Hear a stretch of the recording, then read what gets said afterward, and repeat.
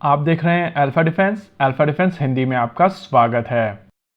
आज के इस वीडियो में हम लोग बात करेंगे S400 ट्रायम्फ के बारे में और समझने की कोशिश करेंगे ये जो लेटेस्ट क्लेम आ रहा है कि यूनाइटेड स्टेट्स ऑफ अमेरिका की तरफ से S400 को एक सिमुलेशन के दौरान न्यूट्रलाइज किया गया है, यानी कि डिस्ट्रॉय किया गया है। इसके भारत को लेकर क्या मायने हैं और ऐसे सिमुलेशंस के दौरान एक्चुअली क्या किया जाता है। अभी United states of America Morocco, Senegal और ट्यूनेशिया के साथ में एक जॉइंट एक्सरसाइज कर रहे हैं। इस एक्सरसाइज के दौरान 7,800 यानी कि 7,800 ट्रूप्स इस एक्सरसाइज में पार्टिसिपेट कर रहे हैं। इस एक्सरसाइज का नाम है अफ्रीकन लाइन और इसी एक्सरसाइज के दौरान यूनाइटेड स्टेट्स ऑफ अमेरिका ने सिमुलेशन के दौरान अल्जीरिया के S400 ट्रायम्फ को न्यूट्रलाइज किया था। देखिए, यहाँ पर समझने वाली बात यह है कि यूनाइटेड स्टेट्स ऑफ अमेरिका ने किस तरीके से, यानी कि सिमुलेशन में किस वेपन के प्रयोग से इन दोनों S400 ट्रायम्फ्स को न्यूट्रलाइज किया है, ये डिटेल अभी पब्लिक डोमेन में नहीं है। लेकिन ये सिमुलेशन गेम्स किस तरीके से होते हैं उसको समझने के लिए दो एग्जाम्पल्स को हम लोग समझते हैं, जिसमें से पहला एग्जाम्पल S400 ट्रायम्फ को लेकर ही है। साल 2020 में लॉकहीड मार्टिन के हेडक्वार्टर्स में एक सिमुलेशन के दौरान दो F-35 लाइटनिंग II लो फ्लाई करते हुए एक डीप स्ट्राइक मिशन पर भेजे गए थे और इस मिशन के दौरान ये F-35 लाइटनिंग II उस इलाके में S400 ट्रायम्फ को डिटेक्ट करते हैं और डिटेक्शन के बाद में ये एयरक्राफ्ट इस S400 ट्रायम्फ की लोकेशन बेस कैंप को भेज देते हैं, जहां से इलाके में मौजूद M147 high mobility artillery rocket system की मदद से इस S400 ट्रायम्फ साइट के ऊपर रॉकेट लॉन्चर से अटैक किया जाता है, जिसके बाद ये S400 ट्रायम्फ न्यूट्रलाइज हो जाती हैं और हवा में जो F-35 थे वो अपना डीप स्ट्राइक मिशन कंप्लीट करके वापस आ जाते हैं।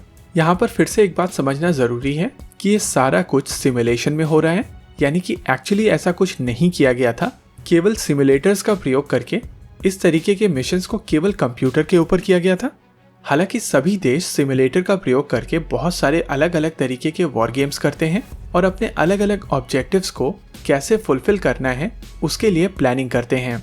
ये सिमुलेशन काफी अलग अलग प्रकार के होते हैं। एक एग्जाम्पल के तौर पर कुछ समय पहले भारतीय सेना ने कुछ कोल्ड स्टार्ट डॉक्ट्रिन की तर्ज पर पाकिस्तान के अंदर डीप जाकर एक स्ट्राइक की थी और इस स्ट्राइक के दौरान उन्होंने पाकिस्तान का एक न्यूक्लियर डिवाइस कैप्चर कर लिया था। इस सिमुलेशन का मेन उद्देश्य था कि पाकिस्तान के न्यूक्लियर थ्रेशोल्ड को समझा जाए और ये जाना जाए कि पाकिस्तान कितना नुकसान सह सकता है।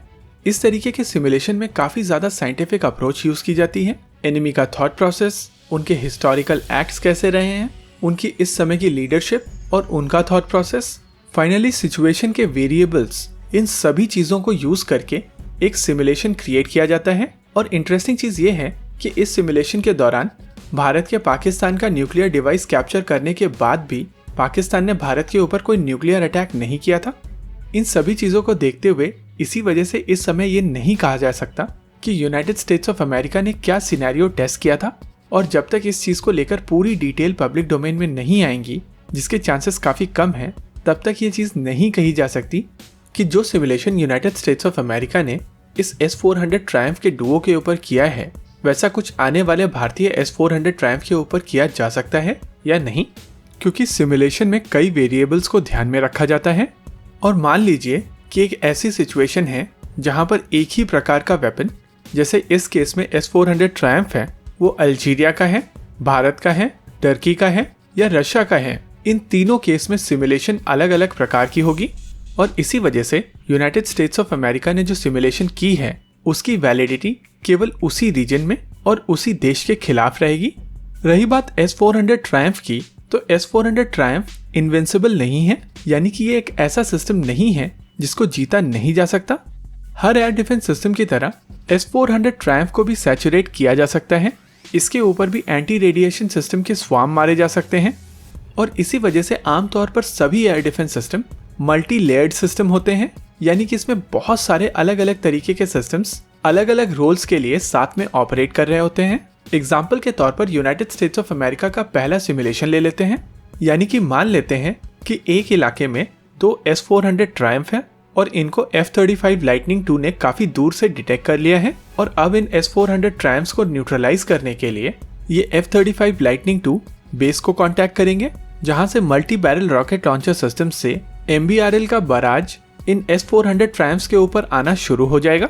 लेकिन अगर इस S-400 ट्रायम्फ के साथ में इस इलाके में पैंसर है तो पैंसर इन multi barrel rocket launcher system से आ रहे बराज को अपनी 12 यानी कि 12 कमांड गाइडेड मिसाइल से न्यूट्रलाइज कर सकता है।